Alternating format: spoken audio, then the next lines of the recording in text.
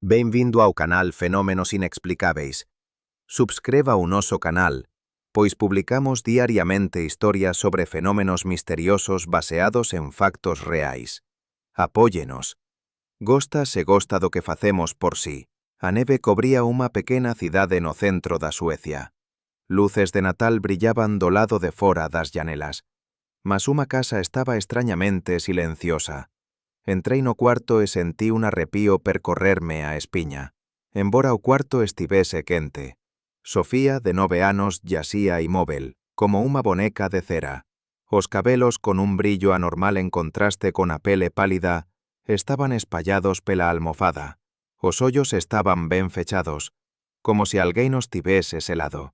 O contorno do corpo de unha crianza era visível sobe a manta, mas había algo de errado. Demasiado inmóvel, como un manequín. Un tubo transparente saíalle do nariz, o único fío que aligaba a vida a 20 meses. A doctora Elisabeth Hultz-Ranz fexou o estollo do instrumento e abanou a cabeza. Os seus reflexos están a funcionar ben, mas ela non responde. É como se a súa consciencia tivese desaparecido. A mãe da Sofía tapou a boca con a man, abafando os soluzos. O pai ollaba pela llanela, sen ver nada. O que é que ela ten de errado? Perguntei, incapaz de desviar os ollos da figura infantil que parecía viva e morta ao mesmo tempo. Síndrome do abandono. O médico proferiu a palabra extraña. Síndrome do abandono. Sofía é unha entre centenas. Simplesmente vanse embora. Mergullan na escuridao e non regresan. Durante anos. Ollei para a menina e non conseguía acreditar. Non era un coma, non era unha doenza que se pudese ver ao microscopio. Era algo diferente, algo sinistro, algo que devoraba as crianzas por dentro, deixando apenas unha casca vacía. Por que é que isto só acontece aquí na Suecia? Susurrei. O médico ollou para min con un ollar pesado. E se non for unha doenza, mas unha escolla. E se algures lá no fundo, Estocolmo 2003. Annika Nilsson pousou a cafeteira no fogao e esfregou os ollos. Era o terceiro incidente semellante esta semana. Algo estaba a acontecer con crianzas refuxiadas e ninguén conseguía explicar. A primeira crianza foi levada para o seu departamento en novembro. Unha menina de 10 anos do Kosovo que simplesmente deixou de se mudar depois de a súa familia ter visto asilo negado. Depois, un rapaz de 12 anos, da Rusia. Agora, unha menina da Osetia do Norte, con apenas 8 anos. O telefone quebrou o silencio da cociña do hospital. Nilsson, respondeu ela. Doutor, temos outro, un rapaz de unha familia cigana, os mesmos síntomas. Annika fexou os ollos. O cuarto esta semana. O que dicen os exames? Nada. Absolutamente nada. Físicamente está completamente saudável. Ela ollou para o calendario. O Natal estaba a chegar, unha época de milagres. Mas aquelas crianzas estaban lonxe de ser un milagre de Natal. Parecían terse trancado en casulos invisíveis, inaccesíveis ao mundo exterior. Prepare a TEAC. Chego aí daqui a 15 minutos. Annika fez unha pausa. Ela xa tiña visto moita coisa na súa clínica. Epilepsia, autismo, doenzas genéticas raras, mas nada como aquilo. En 2005 xa se registraban máis de 400 de casos. O Ministerio da Saúde deu o alarme. As crianzas, fillas de refuxiados, sobre todo da Europa del Este e da ex-radiación, estaban a cair nun estado semellante á catatonía. Os seus corpos estaban ali, mas as súas almas tiñan desaparecido, como se tivesen voado para outro mundo. Como é posíbel? Perguntou o ministro nunha reunión fechada, observando imaxes de cérebros de crianzas. Como é que centenas de crianzas poden simplesmente desligarse da realidade?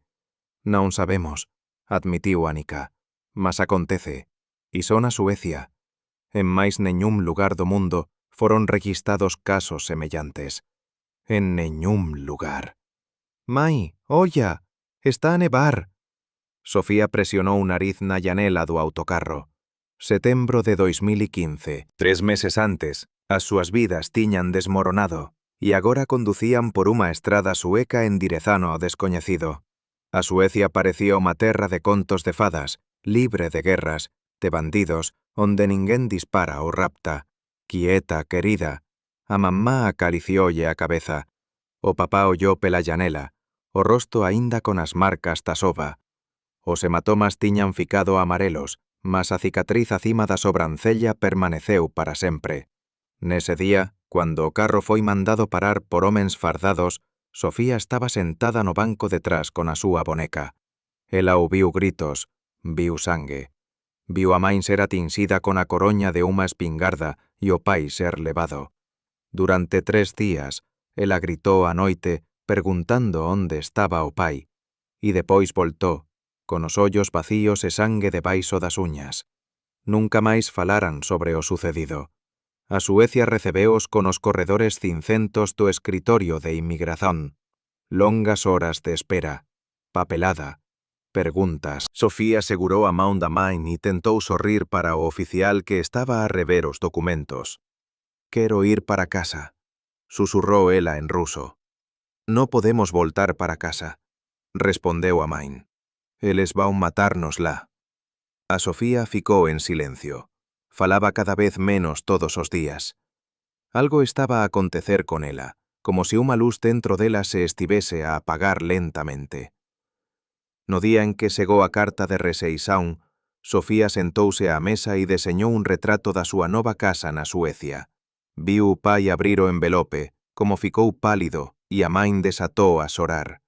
Ninguén lle traduciu a carta, mas ela comprendeu tudo. Nesa noite, a Sofía non conseguiu dormir.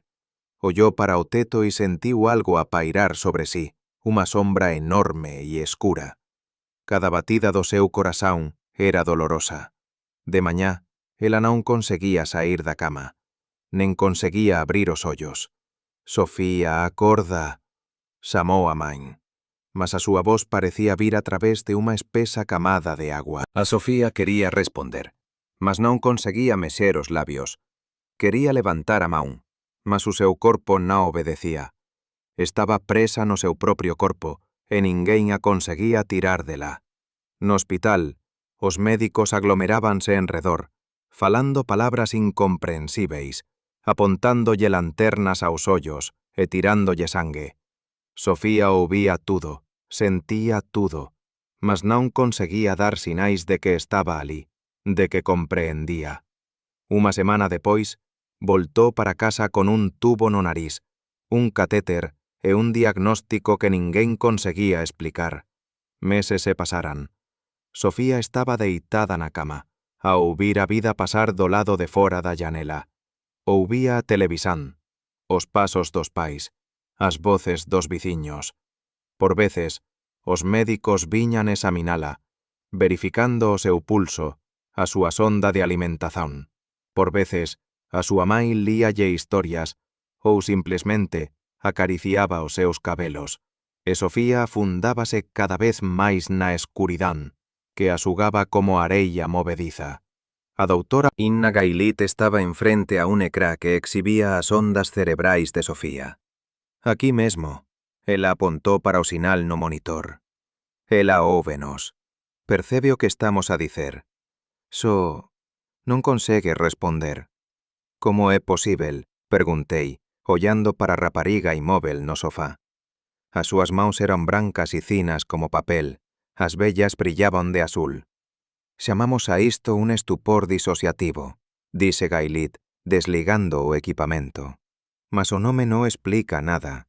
Ya di algo semellante en vítimas de tortura, en persoas que sofreron violencia extrema, mas nunca en crianzas, e nunca a esta escala». Os pais de Sofía esperaban no corredor. A main con os ollos bazos, o pai a follear mecánicamente unha revista. Parecían fantasmas. En cualquier outro lugar do mundo, este sería un caso isolado, unha perturbación mental única, continuou Ina, xuntando os papéis. Mas non aquí, non agora. Son centenas deles, percebe? Centenas de crianzas que simplesmente partiran. Ela levoume por un corredor onde outras crianzas yacían en enfermarías, inmóveis, silenciosas, con os tubos nas narinas, os ollos fechados. Era como se tivese entrado nun necroterio sinistro, onde os corpos aínda estaban vivos, mas as súas almas ya tiñan partido a moito tempo. E Ina parou no último cuarto. É o Georgie. Ten 13 anos. Era o mellor da turma. Jogaba futebol. Todos o adoraban. Agora no abre os ollos a 7 meses. Ollei para o miúdo, magro, pálido, de ollos encobados. O cobertor mal se levantaba con a súa respiración. Por que todas estas crianzas? Non conseguí terminar a pergunta. Todos eles pasaron por traumas, respondeu Ina. Guerra, violencia, a perda de entes queridos. Todos pasaron por horrores. Mas aquí, na seguranza da Suecia, o trauma atinxiuos.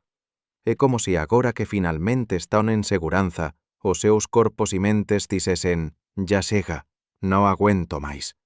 Ficou en silencio por un momento, ollando para Georgie. A outra teoría, unha asustadora, que é unha escolla deles, que eles simplesmente non queren estar aquí, non queren viver nun mundo que les causou tanta dor. Sentía frío, embora estivese calor no hospital. Acreditan iso? Ina desviou o ollar. Non sei en que acreditar, mas estou con medo. Cuando estaba a sair do hospital, unha ambulancia estaba estacionada á entrada. Os médicos transportaban unha menina nunha maca. Tiña os ollos fesados, o corpo mole, como unha boneca de trapos. Mais unha. Cuántas máis serán? Noite en Estocolmo. O pai de Georgie estaba sentado xunto á cama do fillo, segurando a carta que chegara nesa mañá. Mais unha recusa, o documento que selaría o destino dos mesmos. Vivían naquele país a 6 anos. Georgie mal se lembraba da Rusia. A Suecia era a súa casa. Podemos tentar outra vez. A mai de Georgie axeitou a roupa de cama no cuarto ao lado, tentando falar alegremente. Temos novos documentos. Probas da Osetia sobre perseguición. Georgie ouvía a conversa, deitado na cama con unha bola de futebol.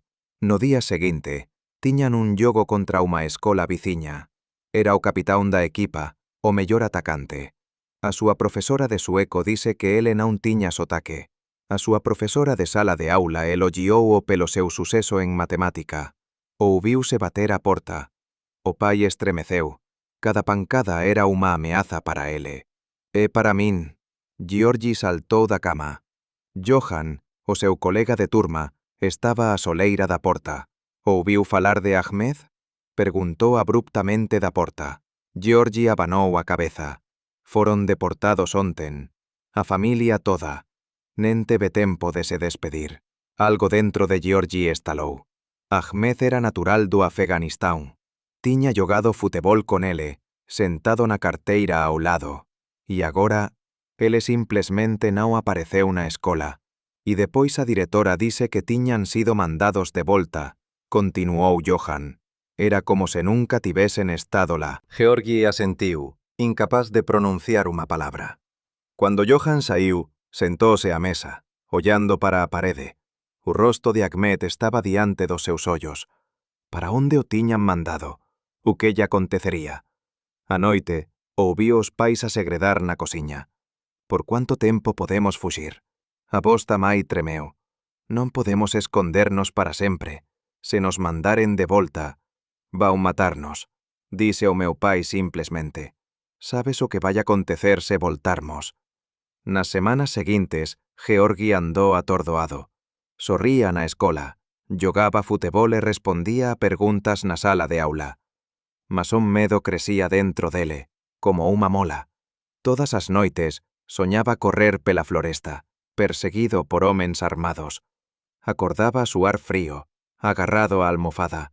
Nese día, a carta do servizo de migración estaba encima da súa secretaria cando regresou da escola. O pai estaba fora e a mai falaba ao telefone na sala ao lado. Georgie pegou no envelope e abriu-o. O sueco veiulle a mente con facilidade. Leu a carta rapidamente, 2 veces, e depois outra vez. Recusa. Final. A familia debe abandonar o país no prazo de 30 días. Georgie pousou a carta encima da mesa e camiñou lentamente até ao seu cuarto. Deitouse na cama, ollando para o teto. Algo de extraño estaba a acontecer con o seu corpo. Parecía pesado, como se estivese a enxerse de agua. Os seus membros estaban inertes. Sentía unha presión nos ouvidos e na cabeza, como se tivese mergullado fundo. A mãe chamou para llantar, mas ele non respondeu. Non conseguía responder. Os seus labios non se movían. A súa voz non saía. Subiu as escadas e viu alí deitado, con os ollos abertos, sacudindo pelos ombros e gritando. Ouvía tudo, mas non conseguía mexerse. Era como se unha grosa vidraza tivese caído entre ele e o mundo. De mañá, Georgie non conseguía abrir os ollos. O seu corpo había parado completamente. O seu irmão tentou darlle agua, mas o líquido escorríalle pelo queixo. Tiña perdido 6 kilos en unha semana. Cuando foi levado para o hospital, os médicos estaban perplexos. A actividade cerebral dele é normal, dise un neurologista, ollando para os resultados do exame. Mas o corpo dele simplesmente recúsase a funcionar. A doctora Elizabeth Hulsrans foi a primeira médica a nomear a súa condición, síndrome de renuncia. Acho que é unha forma de defesa, dise ela aos pais de Georgie. Cuando a realidade se torna insuportável, algunhas crianzas simplesmente retráense, deslíganse do mundo que as magoa. Cuando coñecí o Georgie, un ano depois, ele ya falaba. Estaba exhausto, pálido e movíase lentamente, mas estaba alí. Cuando lle perguntei o que se lembraba, os seus ollos enxéranse de medo. Sentíame como se estivese dentro de unha caixa de vidro, ben no fundo do mar, dise baixiño. As paredes eran tan frágeis, cualquier movimento podía partilas. E se partisen. A agua entraba e eu afogábame. Fez unha pausa e comezou a mexer na ponta da manta. Todo o meu corpo já non conseguía sentir. Era como a agua. Eu simplesmente disolvíme. Eu estaba a follear os rexistros médicos de George no servizo de urxencia do hospital e sentí. O doctor Carl Salin, un home baixo de ollos cansados, estaba sentado á miña frente, tamborilando con os dedos na mesa. O máis asustador é que non conseguimos encontrar unha causa orgánica, dise ele cando levantei os ollos dos papéis. Nada. Neñún tumor, neñuma infezón, neñún proceso autoinmune. Físicamente, estas crianzas son completamente saudáveis, mas nen sequer responden á dor. Observei relendo as notas sobre os testes que tiña realizado. Como é posíbel? Salin abriu as imaxens do cérebro de Georgie no computador. Aquí mesmo, apontou para un ponto brillante, a actividade. O cérebro está a funcionar, ouve tudo, sente tudo, mas os sinais simplesmente non chegan aos músculos. É como se tivese sido construído un muro entre a mente e o corpo. Histeria en masa, suxerí. Salin abanou a cabeza. Pensei niso, mas as crianzas non interaxen umas con as outras, e moitas non saben da existencia dos outros doentes. Son de cidades diferentes, culturas diferentes. Non parece histeria. Fez unha pausa e depois dise calmamente. Saben o que máis me asusta? Comezo a achar que estas crianzas escolleran este estado, inconscientemente, claro, mas é unha especie de mecanismo de defesa enraizado, como animais que se fingen de mortos para facer os predadores perderen o interese. Só que estas crianzas non están a fingir, dise eu. Exactamente. Eles realmente desaparecen, e cuanto máis fundo van, máis difícil é regresar. Fomos até a unidade de cuidados intensivos, onde eran tratados os casos máis graves.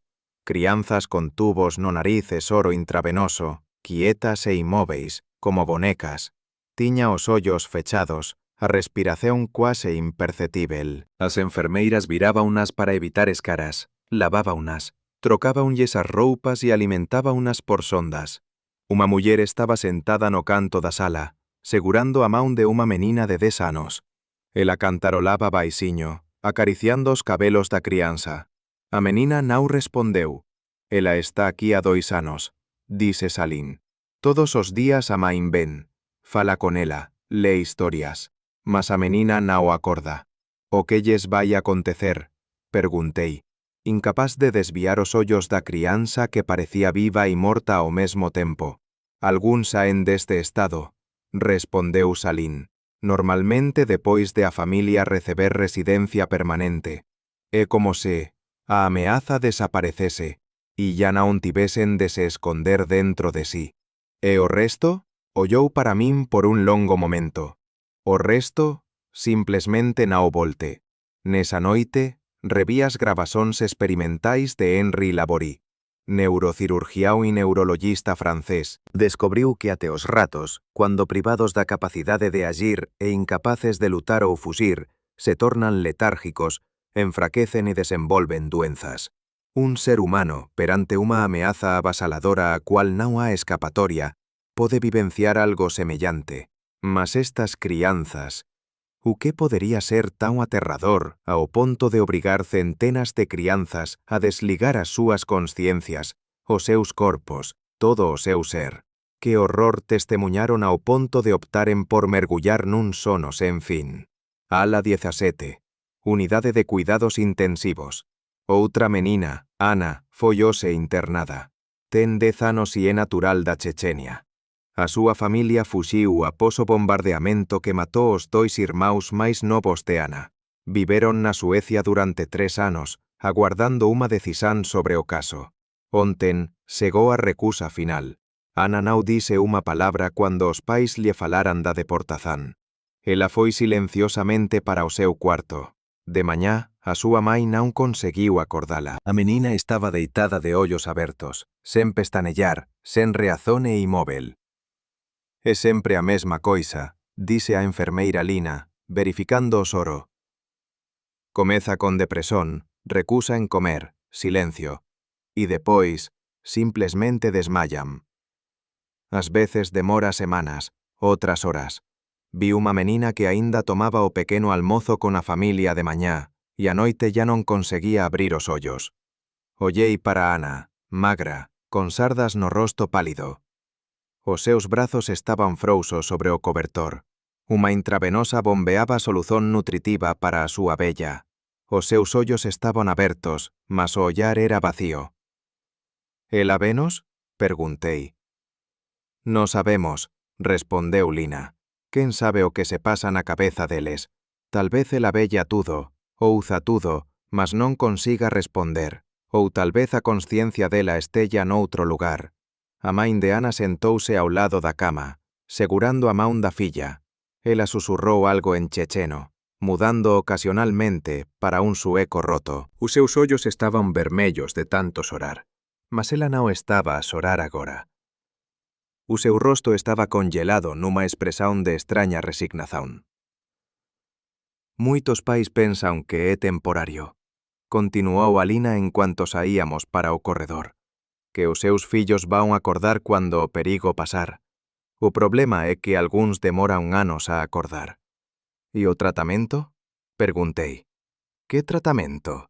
Lina esbozou un sorriso amargo. Como se pode tratar algo que non se compreende? Mantémolos vivos.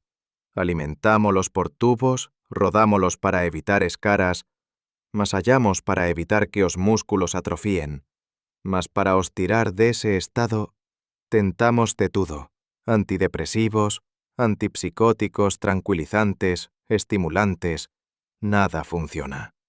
O Dr. Salim convidoume para unha consulta. 10 médicos reuníranse para discutir unha nova teoría.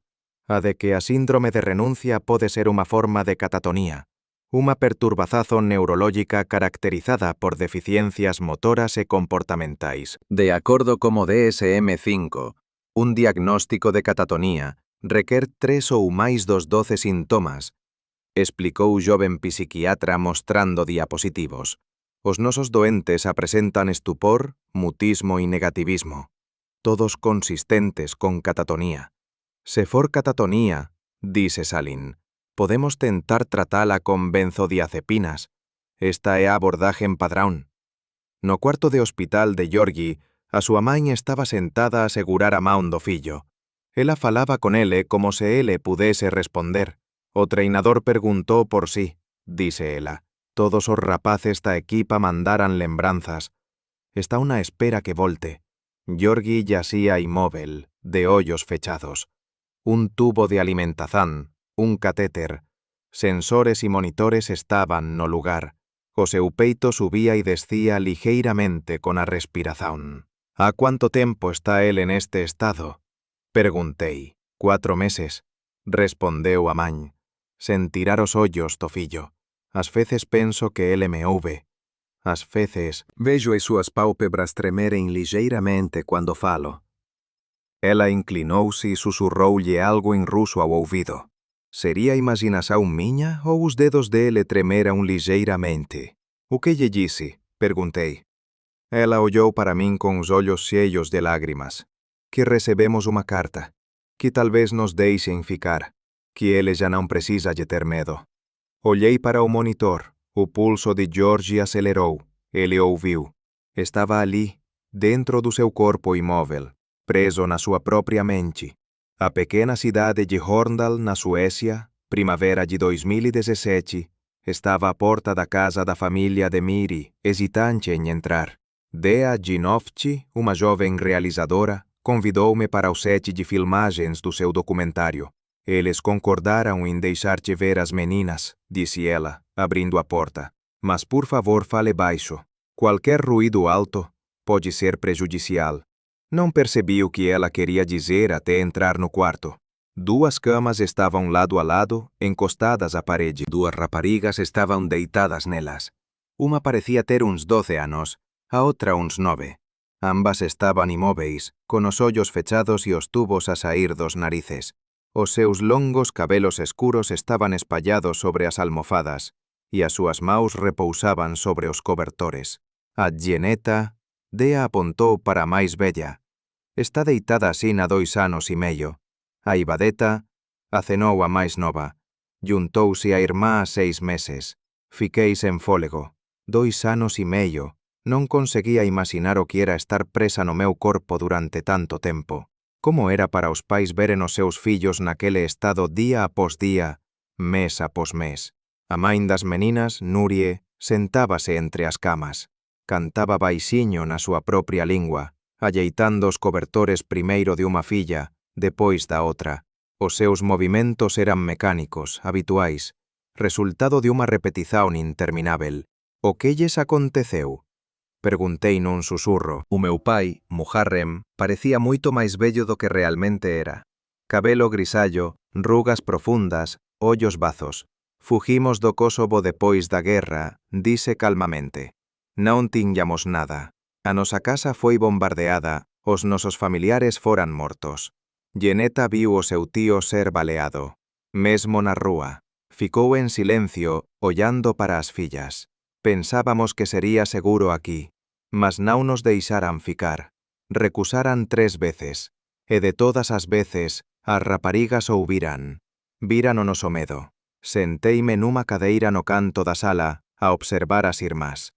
Parecía inacreditável que aquilo non fose unha doenza, nen unha lesán cerebral, mas sin algo psicolóxico, que a súa propia consciencia estivese aprisionado dentro dos seus corpos, isolándoas do mundo exterior. Furcán, chamou Dea. Gostaría de me mostrar?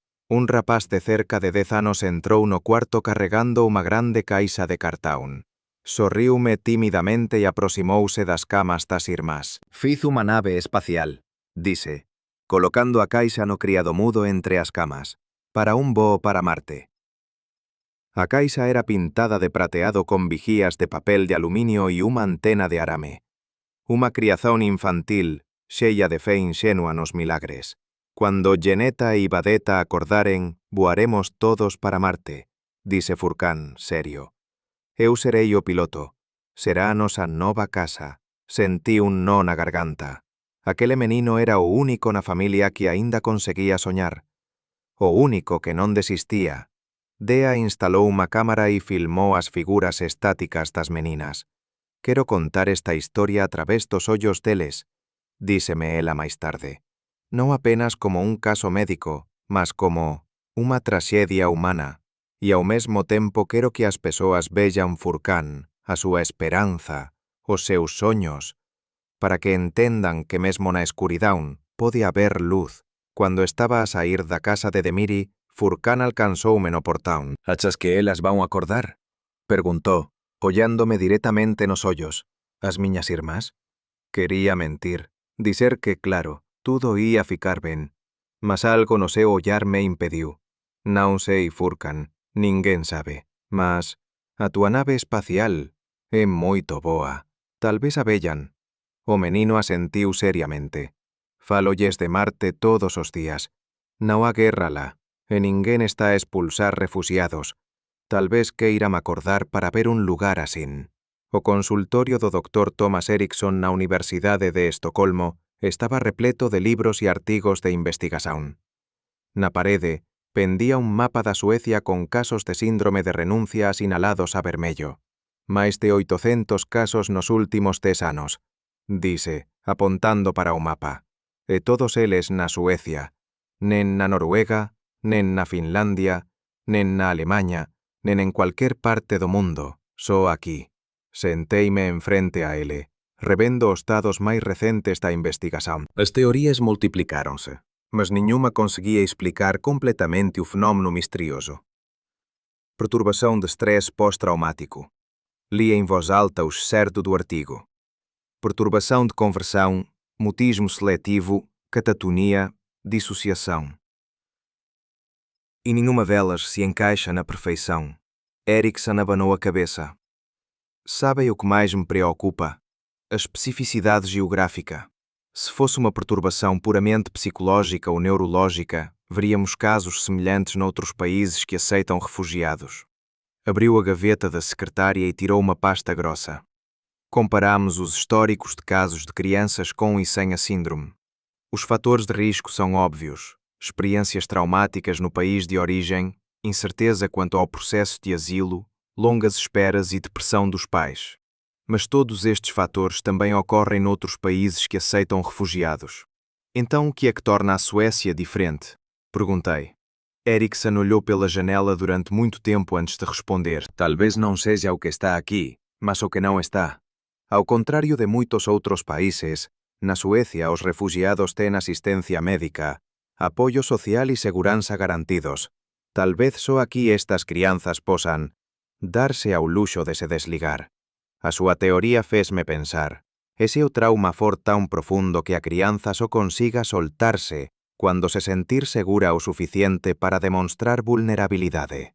A outra teoría, continuou Erickson, interrompendo os meus pensamentos, unha síndrome culturalmente determinada. Existen perturbaciones mentales específicas de certas culturas, Latán a Malasia, Amok na Indonesia. Talvez teñan surxido condiciones na Suecia para o desenvolvimento de unha nova síndrome. Quer dicer que as crianzas aprenden este estado?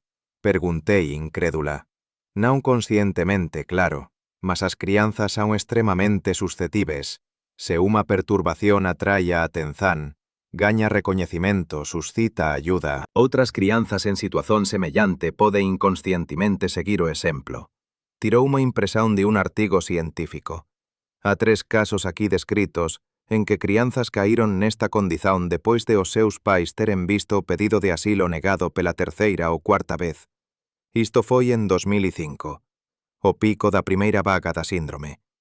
Mas aquí fican os dados de 2015. As crianzas comezaron a presentar sintomas após a primeira recusa. Era como se a síndrome se estivese a espallar como un virus. Doenza psicogénica en masa? Suxerí. Erickson abanou a cabeza. Non exactamente. Na histeria colectiva clásica, as persoas interaxen entre sí. Estas crianzas moitas veces non saben da existencia de outros doentes. É algo máis complexo, como o inconsciente colectivo deste grupo en particular. Lembreime de Georgi, a súa descrición da caixa de vidro submersa. Sofía, imersa nun sono sen fin. As irmás Genetu e Ibadetu deitadas lado a lado, de ollos fechados. Serían vítimas das súas propias psiques traumatizadas? Ou vítimas de un sistema que tornaba o regreso a casa unha ameaza mortal e a permanencia en casa quase imposível? A máis unha coisa, dise Erickson baixando a voz. En 2019, surciu testemuño de un adulto que alegadamente fingiu esta condición en crianza, sob presión dos pais para aumentar as súas hipóteses de obter unha autorización de residencia. Ollei para ele en xoque. Está a dicer que tudo iso é mentira? Non. Ele abanou a cabeza bruscamente. Este é un caso isolado e non proba nada. A maioría das crianzas sofre, mas a propia posibilidade de algúns casos seren exagerados é motivo de grande preocupación. Pensei na Sofía, no tubo no nariz, no ollar vacío, na atrofía muscular provocada por meses de inmobilidade. Neñuma crianza conseguiría fingir iso. Neñuma crianza suportaría tanto sofrimento por causa de unha mentira. Non acredito que sexa falso, dise eu firmemente. Eu tamén, respondeu Erickson. Mas precisamos de considerar todas as opciones, pelo ben das crianzas. Era un día de inverno nunha pequena cidade no norte da Suecia. A neve brillaba ao sol, mas as cortinas da casa da familia Gunner estaban sempre fexadas. A doctora Helena Olsen conduciume pelo corredor. Eles non gostan da luz, explicou ela, baixando a voz. O achan que as raparigas non gostan. É difícil perceber cando o doente non consegue falar sobre os seus sentimentos. Seguía, tentando andar en silencio. O Dr. Olsen trataba Nola e Elan a máis de 2 anos. As irmás tiñan fuxido da región fronteiriza entre a Turquía e a Siria. A súa viaxe fora longa e perigosa, a pé pelas montañas, en barcos sobrelotados pelo mar, en camións que atravesaban as fronteiras da Europa. A Nola foi a primeira a adoecer, dise Olsen, parando a porta do cuarto das raparigas. A Elan aguentou máis. Só se afundou neste estado depois da terceira recusa de asilo, cando a familia foi informada de que tiña de deixar a Suecia. Seguía até ao cuarto. Na penumbra, identifiquei 2 camas, nas quais yacían 2 pequenas figuras, Nola e Helan, de 9 e 11 anos. Ambas tiñan o cabelo comprido e escuro, pele clara e ollos fexados. A main delas estaba sentada entre as camas, a bordar algo sob a luz tenue de un candeeiro. «Cuánto tempo?», preguntei nun susurro, ollando para as meninas. «A Nola non abre os ollos a 2 anos e medio», respondeu Olsen. «A Helan non abre os ollos a cerca de 1 ano». Aproximeime da Nola. A súa respiración era tan superficial que mal conseguía reparar no movimento do seu peito. Un tubo no nariz, un catéter, pele pálida, quase translúcida. Parecía unha boneca de porcelana, linda e sen vida. A mai largou o bordado e aproximouse da cama de Nola. Susurrou algo na súa propia lingua, axeitou a manta e alisou o cabelo da filla. Estes gestos, tan comúns, criaban a ilusón de normalidade nunha situación que estaba longe de ser normal. Ya experimentei moitos tratamentos, dise Olsen ao sairmos da sala. Antidepresivos, antipsicóticos e até terapia electroconvulsiva de baixa dosaxe. Nada resultou. Seguía até a cociña onde o pai das meninas preparaba xa. As súas mãos tremían en cuanto despellaba agua nas chávenas.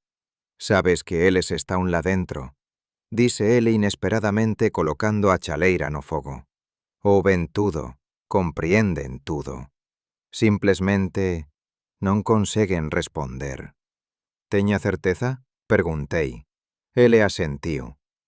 Estaba a contar ao Helan unha vez sobre como iríamos ao lago cando chegase o verán. Estaba a descrever o barco, a pescaría, e vi unha lágrima a escorrer pela súa bochecha. Ela estaba lá. Ela ouviume. Olsen non pareceu convencido, mas mantévese en silencio. A Nola ás veces treme cando ouve sons altos, continuou o pai. E cando a mamá canta músicas antigas da nosa aldella, o pulso acelera. Sei que está un lá fora, algures, lá no fundo. Lembreime das palabras de Georgie sobre a caixa de vidro no fundo do mar. E se todas aquelas crianzas estivesen realmente alí, imersas en alguma escuridón profunda das súas propias consciencias, incapaces de escapar. Fiz todos os exames imagináveis, dise Olsen ao sairmos de casa. A resonancia magnética mostra unha actividade cerebral normal. Eles ouven, senten, mas algo está a bloquear a súa capacidade de resposta. Nunca vi nada asín. A neve estalaba sob os nosos pés en cuanto camiñábamos en direzón ao carro. Perguntou sobre teorías, continuou ela. Há unha que me parece a máis plausíbel. Imagine que vivenciou un horror do cual non consegue escapar. O seu corpo consela. É unha resposta ancestral ao perigo.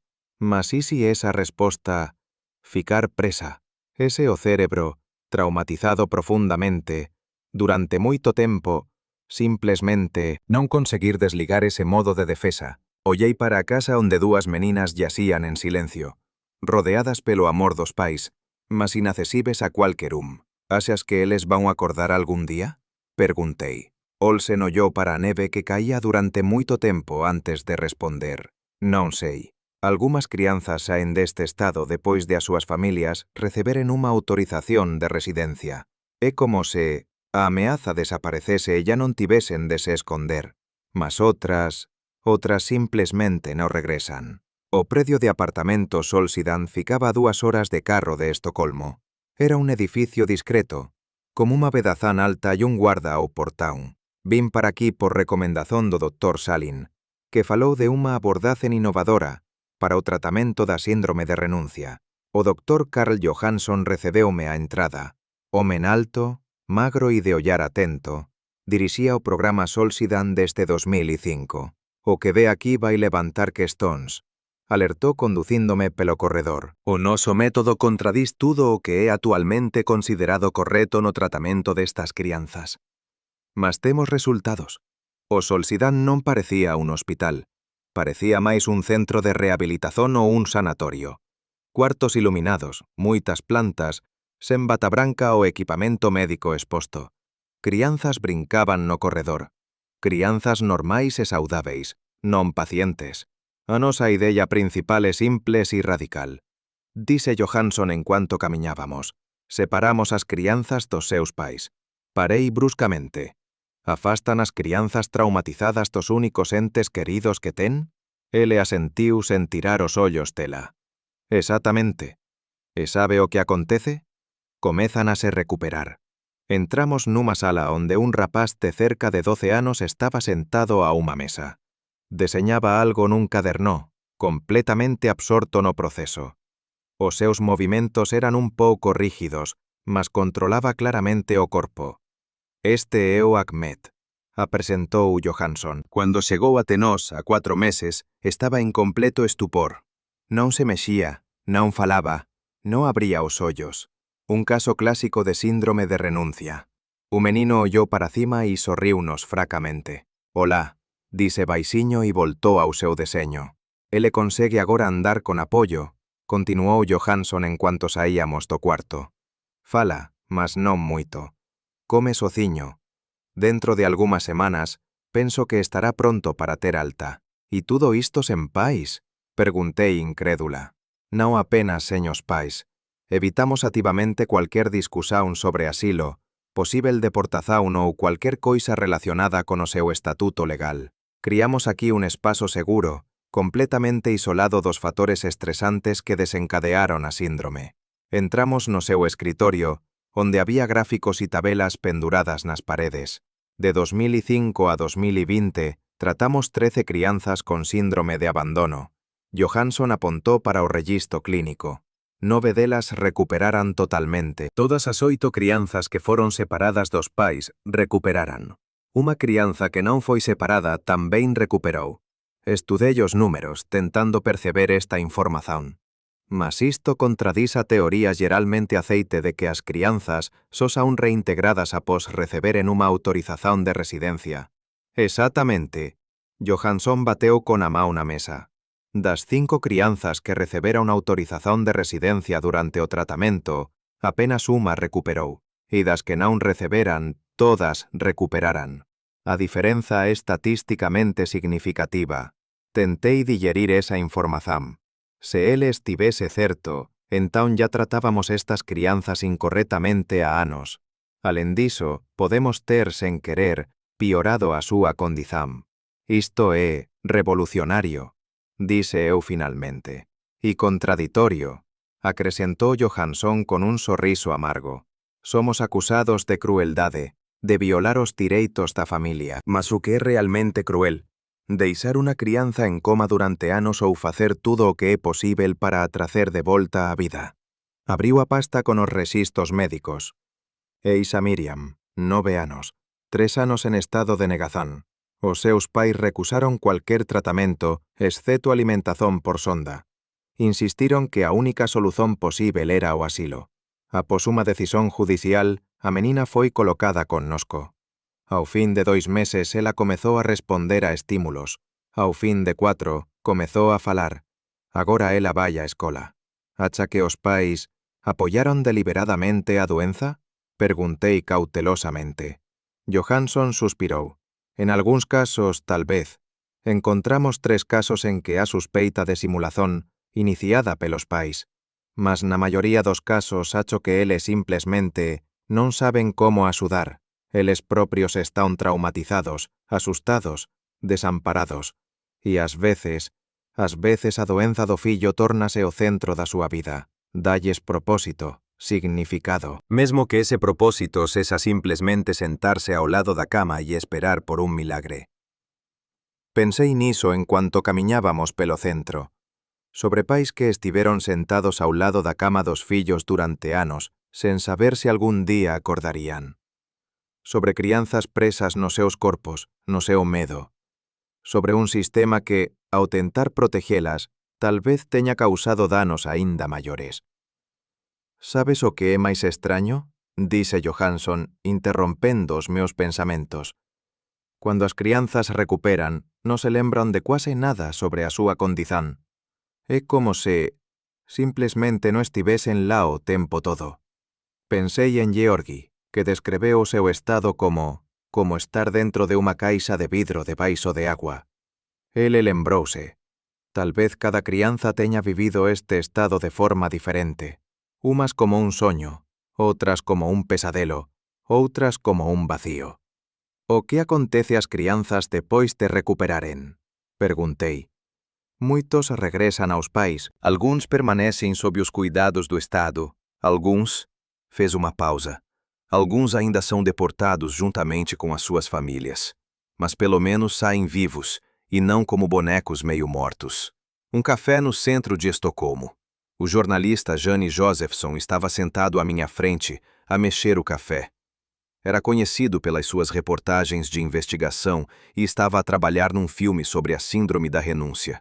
Não nego que a síndrome seja real, disse, pousando a chávena. Já vi estas crianças.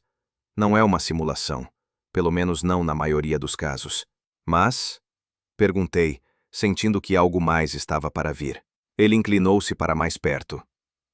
Mas há algo de errado aqui. Falei com médicos, enfermeiros, assistentes sociais. Muitos deles manifestaram dúvidas em privado. Mas publicamente ninguém se atreve a questionar a versão oficial. Que dúvidas? Josefsson abriu o seu portátil e mostrou-me um artigo de jornal. Em 2019, uma mulher adulta apresentou uma declaração alegando que os seus pais a obrigaram a fingir os sintomas da síndrome de renúncia quando era criança. A situação causou um escândalo, mas depressa se acalmou. Ninguém quis investigar mais a fundo. Lembrei-me das palavras do Dr. Erickson sobre uma possível simulação. Sobre como, dos 13 casos en Souls e Dan, 3 eran suspeitos. E o que descobriu na súa investigación?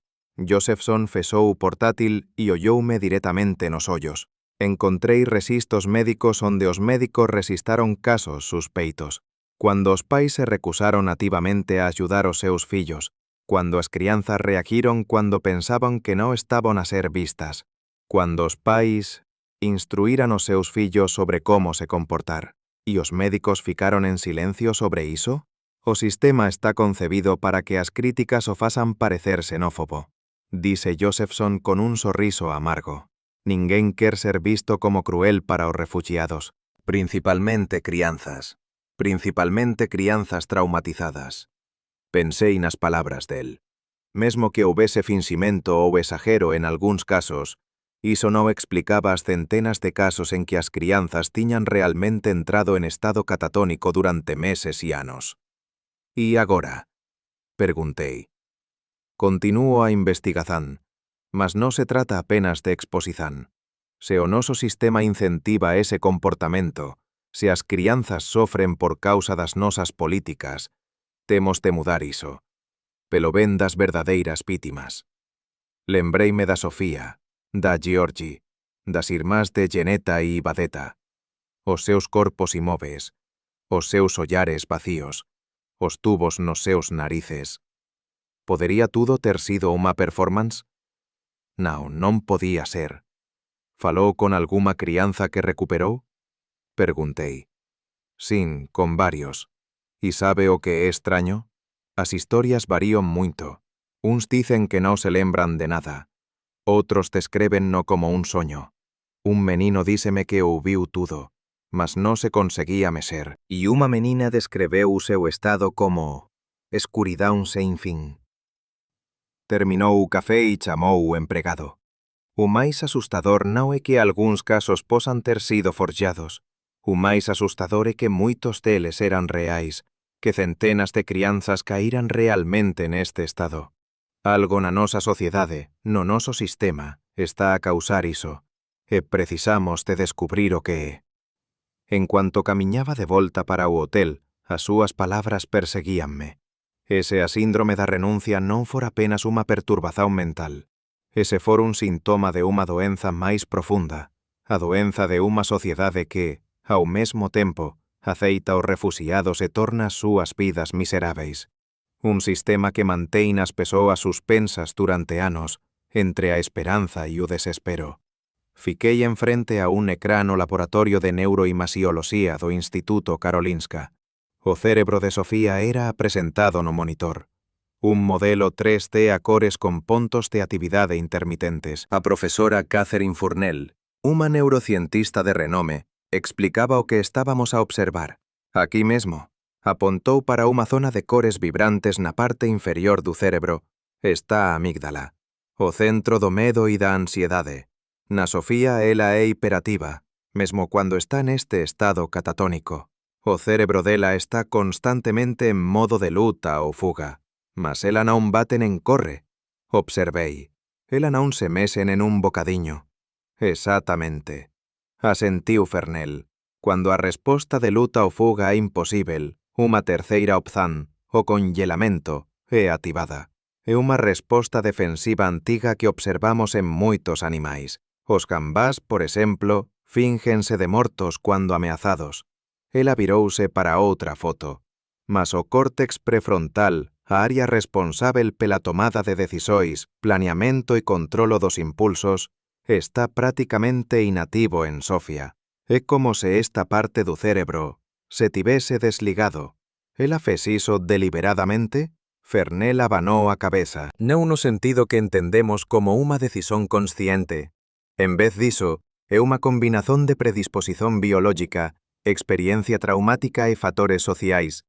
O cerebro dela encontrou unha forma de lidar con o estrés insuportável, desconectándose da realidade. Ela abriu o fixeiro con os resultados dos testes hormonais. Descobrimos padróns extraños nos niveis de cortisol, a hormona do estrés. A maioría das persoas apresenta niveis elevados de cortisol cando está sob estrés. Nestas crianzas o nivel sobe e depois cae a pique. É como se o sistema de resposta ao estrés estivese a esgotarse. E o tratamento? Preguntei. Se compreendermos o mecanismo, podemos revertelo? Fernel suspirou, desligando o monitor. Teóricamente, sin. Poderíamos utilizar medicamentos que reducisen a actividade da amígdala e estimulasen o córtex prefrontal. Mas na práctica, experimentamos moitos métodos e os resultados son mistos. Os medicamentos que funcionan para unha crianza poden non funcionar para outra. O que funciona? Iso é o máis extraño, dise ela con un sorriso amargo. O indicador máis fiábel de recuperación non é a medicación, nen a terapia, mas a decisán de conceder asilo. Cuando a ameaza de deportazán desaparece, as crianzas comezan a acordar. É como se o seu cérebro recebese un sinal de que o perigo pasou e elas poden regresar. Saímos do laboratorio para o corredor silencioso do instituto. A neve mollada caía do lado de fora das xanelas, esbatendo os contornos dos edificios. A outra teoría, dise Fernel, parando perto da llanela. Trátase de codificación preditiva. Os nosos cérebros están constantemente a construir modelos do mundo e a prever o que vai acontecer a seguir. Cuando a realidade non corresponde ás previsiones, ocorre un erro de previsión. Para estas crianzas, tal vez lo erro seja demasiado grande. Os seus cerebros non conseguen conciliar a expectativa de unha vida segura con a realidade da ameaza constante. E, en vez de se confrontaren constantemente con este erro, elas desligan os sinais recebidos. Observei a neve a cair, pensando no cuán frágil é a mente humana. Cuán tenue é a liña entre o funcionamento normal e o encerramento completo. Cuán vulneráveis son as crianzas, cuyos cerebros aínda están en desenvolvimento, cuyos mecanismos de defesa aínda non están totalmente desenvolvidos. O máis asustador, continuou Fernel, é que casos semellantes xa foron descritos antes. Nos campos de concentración nazís, os prisioneiros caían nun estado semellante. Era chamado de o musulmano, unha persoa que aínda está viva, mas ya non está aquí. Ya non está presente na realidade. Tal vez a síndrome da renuncia non sexa un fenómeno novo, mas simplesmente un novo nome para unha antiga reacción da psique humana a traumas insuportáveis. Ela ollou para min con ollos cansados. Saben o que máis me asusta? A idea de que estas crianzas compreenden máis do que pensamos, que a algún nivel profundo e instintivo perceban que a única forma de se salvaren así e aos seus entes queridos é desaparecer. Ficar tan doentes, tan indefesas, que neño sistema máis cruel será capaz de as deportar. Primavera de 2016. Senteime enfrente a Alilla nun café nos arredores de Estocolmo. A joven de 16 anos, con longos cabelos escuros, parecía unha adolescente común. Calzas de ganga, t-shirt e un smartphone encima da mesa. Nada nela revelaba a sensazón de alguén que tiña pasado máis de un ano en estado de coma. Non me lembro de grande coisa, dise ela mexendo o xa. É como un ponto na miña memoria, un buraco.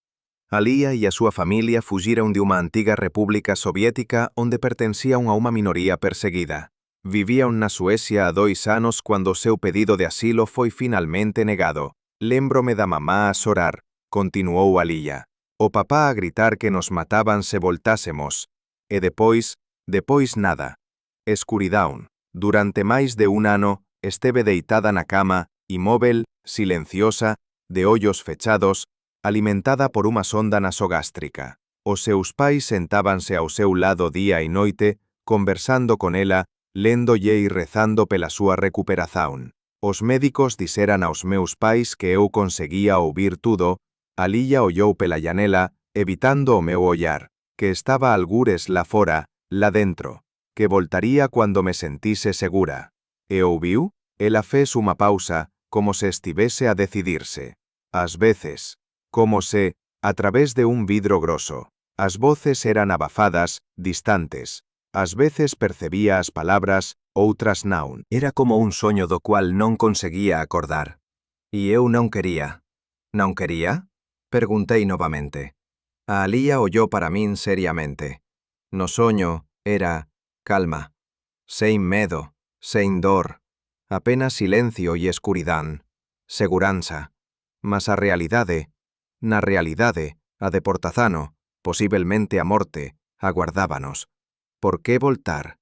No día seguinte a recezón da residencia permanente da súa familia na Suecia, Alía abriu os ollos. Primeiro por un instante, depois novamente. Nas semanas seguintes, ela despertou gradualmente, comezou a mexer os dedos, a piscar os ollos, e un mes depois pronunciou a primeira palabra. Voltar foi difícil, admitiu. Os meus músculos atrofiaran. Non conseguía andar. Tive de reaprender tudo. Comer, falar, usar a casa de baño. Sentíame como un bebé. Pensei nas outras crianzas, Sofía, Georgie, as miñas irmás Geneta e Ibadet. Continuaban alí, na escuridán, á espera para acordar. Ou terían decidido non voltar. Conversou con outras crianzas que pasaron por iso? Perguntei. Alía asentiu. Varios. Cada un de nós descreve de forma diferente. Para min foi un soño. Para a miña amiga Fátima foi como mergullar debaixo de agua, onde os sons son distorcidos e o movimento é imposível. Un rapaz que coñezo dise que se sentía preso nunha caixa de vidro. Conseguía ver, conseguía ouvir, mas non conseguía alcanzar nada por máis que tentase. Cuando nos despedimos, Alía entregóme un pedazo de papel dobrado. Comecei a escrever poesía. Isto ayúdame a perceber o que aconteceu. En casa desdobrei a folla de papel. O poema estaba escrito con unha caligrafía cuidada. Eu non estaba nen aquí nen alí. Non morto, mas tamén non vivo. Congelado entre mundos, como unha mosca no ámbar. Chamáranme pelo nome, mas non conseguí responder. Seguraron a miña man, mas non conseguí apertarlle a man de volta. O tempo perdeu o sentido. Día, semana, ano, tudo fundido nun río escuro e sen fin. Iso cuando o medo diminuiu, permitime retornar. Coloquei o poema sobre a mesa e fiquei a olhar pela janela durante moito tempo. Lá fora, Estocolmo seguía a súa vida normal. Pessoas a correr com seus afazeres, sem saber que ao seu lado, em casas comuns, jaziam crianças fechadas à chave. A sala de conferências do Ministério da Saúde da Suécia estava repleta de jornalistas, médicos e representantes dos serviços sociais. Uma apresentação intitulada Síndrome de Abdicação, Reconhecimento Oficial, apareceu no ecrã. Sentei-me na última fila a observar o processo.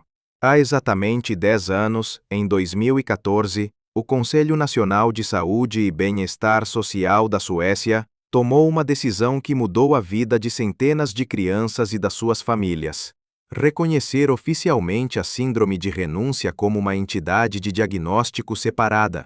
O ministro da Saúde, Carl Gustafsson, parecia mais velho do que a sua idade quando subiu ao pódio. Há 10 anos, demos um passo importante para reconhecer o sofrimento destas crianças. Comezou. Demos un nome ao que antes permanecía na sombra. Recoñecemos que non se trataba de unha simulación, nen de unha manipulación, mas de unha perturbación mental real que exixía ayuda a serio. Ouví o seu discurso, recordando a miña propia viaxe na posa síndrome de renuncia. Centenas de crianzas mergulladas nun extraño sono catatónico. Pais sentados ao lado da cama durante anos. Médicos a desistir, impotentes. Investigadores a presentar teoría após teoría. Mas o recoñecimento é apenas o primeiro paso. Continuou o ministro. Debe ser seguido de compreensão e tratamento. E aquí, debo admitir, o noso progreso non é tan grande como gostaríamos. Unha citazón do relatorio de 2020 da Agencia Sueca de Avaliación Social e de Saúde apareceu no ecrã. Non existen estudos científicos que respondan á questão de como diagnosticar a síndrome de abstinencia ou cual o tratamento que funciona.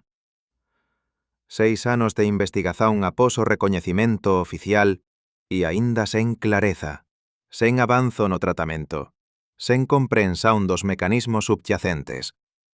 Após a parte formal, procurei a doutora Hannah Svensson, unha das autoras do relatorio orixinal que recoñeceu a síndrome. Esperaba que 10 anos depois aínda estaríamos en tanta incerteza? Perguntei. Ela abanou a cabeza. Os seus cabelos grisallos caían sobre o seu rosto. Non, claro que non. Esperábamos que o recoñecimento oficial atraíse a atención, os recursos e os investigadores. Que en 10 anos teríamos, senón unha cura, pelo menos unha comprensión clara do mecanismo e un protocolo de tratamento eficaz. O que correu mal? Svensson ollou en redor como se estivese a verificar se alguén estaba a ouvir e baixou a voz. Política. Por un lado, recoñecer a síndrome era necesario para axudar estas crianzas. Por outro, criou un incentivo. Se o seu fillo desenvolvera síndrome de renuncia, as súas hipóteses de receber asilo aumentan significativamente. Iso complicou a pesquisa. Asentí, lembrándome de todas as teorías conflituantes que houbira, da neurológica a psicosocial, da predisposición genética á histería colectiva. O que é que os estudos ten mostrado ao longo dos anos? O maior estudo foi realizado na región de Estocolmo entre 2005 e 2012, respondeu ela. Estudaron 103 crianzas con sintomas de abandono, 43 das quais apresentaran os sintomas máis graves. Os resultados foron mixtos. As crianzas con síndrome de abandono que receberan cuidados de saúde mental tiveron a mesma necesidade de cuidados ambulatorios que outras crianzas con a mesma origen e outros disturbios. Entón, a previsao a longo prazo aínda é favorável? Svensson suspirou. Para quen recupera, sin. O problema é que nen todos recuperan. Algunhas crianzas pasan anos nesta condición. E iso significa anos de atrofía muscular, complicacións con a alimentación por sonda, risco de infección. As consecuencias físicas poden ser máis graves do que as psicolóxicas. Pensei na Sofía que estaba deitada inmóvel a 2 anos. No impacto que iso estaba a ter no seu cerebro en desenvolvimento, no seu corpo, no seu futuro. A consenso sobre os motivos? Perguntei. Consenso? Svensson sorriu tristemente. Ese é o problema. Metade dos especialistas acredita que se trata sobre todo de un fenómeno psicolóxico, ligado a traumas e estrés. Outros insisten que há unha componente neurolóxica. Outros aínda ven fatores culturales. E algúns, fes unha pausa, algúns aínda acreditan que, en algúns casos, se trata de simulación ou de unha perturbación o inducida pelos palles. E você, o que acha? Svensson ollou pela llanela durante moito tempo, onde o ceo cincento sueco pairaba sobre a cidade. Acho que é unha combinación de fatores. Trauma, estrés, contexto cultural, tal vez unha predisposición genética. E acho que partillamos parte da responsabilidade niso. Un sistema que mantén as familias no limbo durante anos. Cría condiciones en que a psique das crianzas simplesmente entra en colapso. Un dos aspectos máis intrigantes da síndrome de renuncia é a súa distribuición geográfica. Todos os casos confirmados foron notificados apenas na Suecia, embora sintomas semellantes teñan sido observados noutros contextos. Na Australia houve relatos de varias crianzas refugiadas e requerentes de asilo con unha síndrome moito semellante á síndrome de renuncia, entre as que se encontran na illa de Nauru há varios anos. Sintomas semellantes tamén foran relatados en campos de concentración nazís durante a Segunda Guerra Mundial. No Reino Unido, unha condición semellante, síndrome do abandono permanente, foi identificada en crianzas no inicio da década de 1990, mas houve apenas algúns casos, e nenhún deles entre requerentes de asilo. O Dr. Carl Salin, pediatra no Hospital Infantil Astrid Lindgren, pergunta: como pode unha doenza respeitar as fronteiras nacionais? Non há unha resposta definitiva para esta questão, di Salin, que está a investigar a síndrome de renuncia para a súa tese de doutoramento. Algúns investigadores suxeren que a síndrome de renuncia pode ser unha síndrome relacionada con a cultura, semellante a outras síndromes específicas de culturas observadas en todo o mundo. Retratada como unha síndrome ligada á cultura, foi observada e descrita pela primeira vez na Suecia entre fillos de requerentes de asilo de antigos países soviéticos e yugoslavos. A profesora Anna Lindström, da Universidade de Gotemburgo, explica: sabemos que existen formas culturalmente específicas de expresar sofrimento.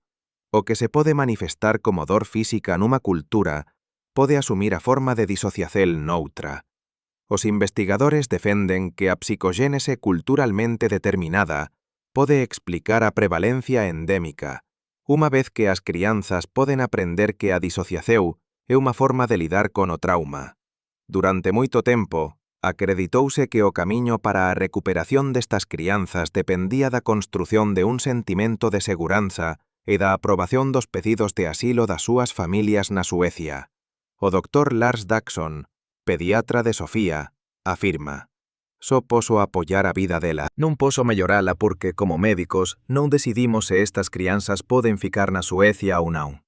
Daxon partilla a visão, común entre os médicos que tratan crianzas con síndrome de abandono, de que a recuperación depende de se sentiren seguras e que a residencia permanente é o que inicia este proceso. De alguma forma, unha crianza precisa de sentir que há esperanza, algo pelo cual vale a pena viver. No entanto, un estudo realizado no Centro Residencial de Solsidan desafía este paradigma. As súas conclusóns suxeren que separar as crianzas dos seus pais e evitar o envolvimento do proceso de asilo no tratamento pode ser máis eficaz. Os fatores contextuais son considerados suficientemente poderosos para inducir e manter os sintomas que caracterizan a síndrome de renuncia e, na verdade, para explicar o fenómeno en sí, observan os investigadores. Neutralizar elementos contextuales prejudiciales parece fundamental para prevenir a natureza endémica da síndrome de renuncia. A familia de Georgi recebeu a noticia de que tería permisao para permanecer na Suecia. 2 semanas depois abriu finalmente os ollos. O proceso de recuperación foi lento. No inicio só conseguía piscar. Depois comezou a mexer os dedos. Depois os brazos. Os seus músculos atrofiados por meses de inmobilidade necesitaron de fisioterapia intensiva para recuperar a forza. A fala foi a última a regresar. Primeiro un susurro, depois palabras isoladas e, por fin, frases completas. A primeira vez que voltei a ouvir a voz dele, xorei, conta a mai. Foi como se tivese voltado dos mortos. No camiño da recuperación, Georgi continuaba cansado, mas voltou á escola e desfrutou do único lar que alguma vez coñeceu, a Suecia. Non me lembro de grande coisa desa altura, dis referíndose ao seu período de demisión. É como un grande vacío na miña memoria, mas lémbrome de me sentir como se estivese moito, moito lonxe, nun lugar escuro e silencioso. Ao contrario de Georgi, Sofía non mostra sinais de recuperación ao fin de 20 meses. Os seus días son estruturados en torno de unha rutina. Exercicios para trabar a atrofía muscular, tentativas de a envolver con música e deseños animados, paseos ao ar libre en cadeira de rodas, alimentación e troca de fraldas. É preciso ter coraxen para lidar con estes casos, dixo o pediatra de Sofía, Dr. Lars Daxon, que a examinou regularmente durante toda a doenza. Só poso apoiar a vida dela, non poso mellorala porque, como médicos, non decidimos se estas crianzas poden ficar na Suecia ou non. No entanto, inspirados pela historia de Georgi, os pais de Sofía continúan esperanzosos. Conversan con ela todos os días, contan as súas historias, colocan as súas músicas preferidas e mostran fotografías de amigos e familiares.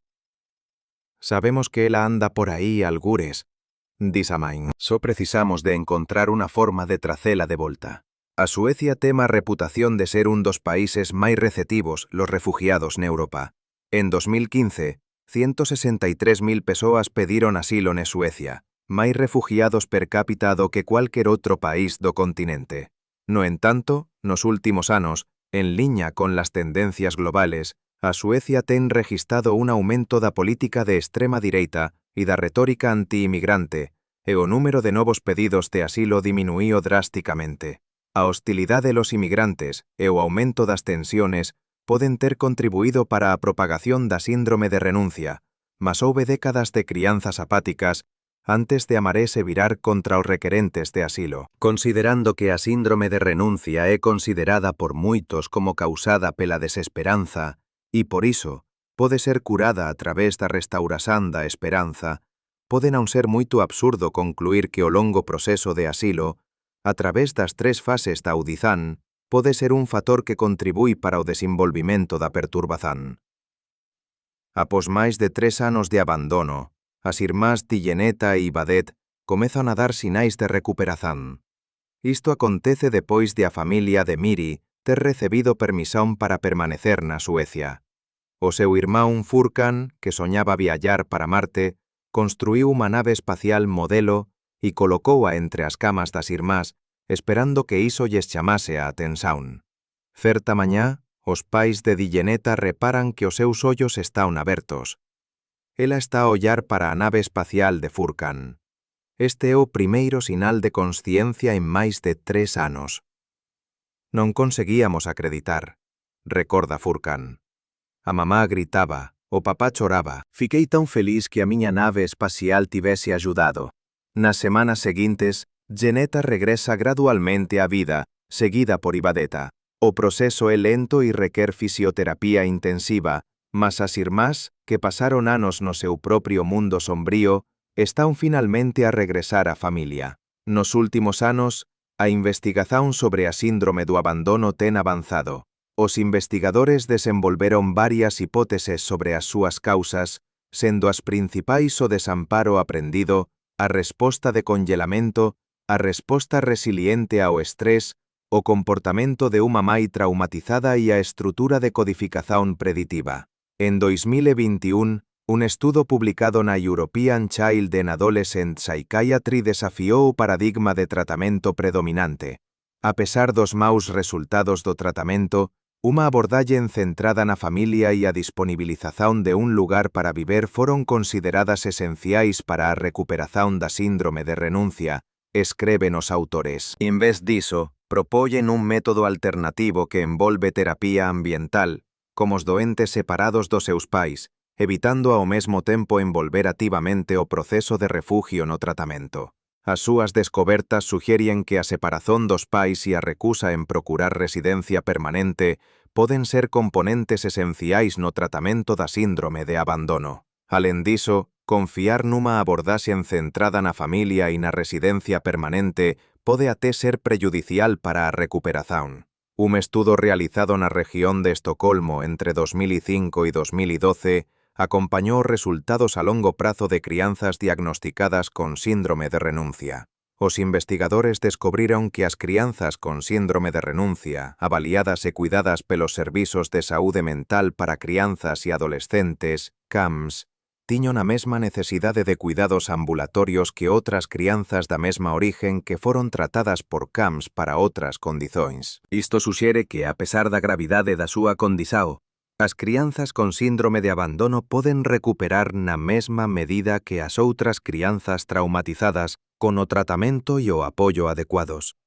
No entanto, as consecuencias psicológicas a longo prazo desta condición e o seu impacto no desenvolvimento aínda non son totalmente compreendidos e requeren máis investigación.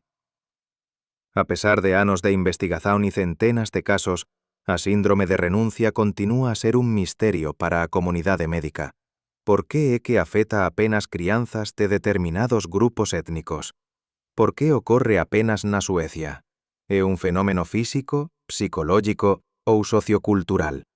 Casos semellantes poderán ocorrer noutros países con sistemas de asilo semellantes? A comunidade internacional ten recentemente centrado a súa atención nesta síndrome específica, que parece estar máis concentrada na Suecia. A pesar desta crescente atención, aínda non foron definidos criterios de diagnóstico universais, e faltan unha patogénese precisa e directrices de tratamento eficaces. Aínda sabemos pouco sobre a síndrome de renuncia, admite o Dr. Salin. Mas cada novo caso, cada novo estudo, aproxímanos da comprensión desta condición misteriosa, e esperamos de mellores formas de ayudar estas crianzas.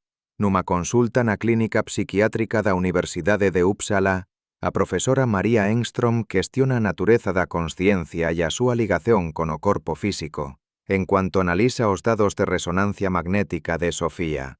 Casos como o de Sofía fácennos pensar sobre o que é a consciencia, reflete. Estas crianzas están físicamente aquí.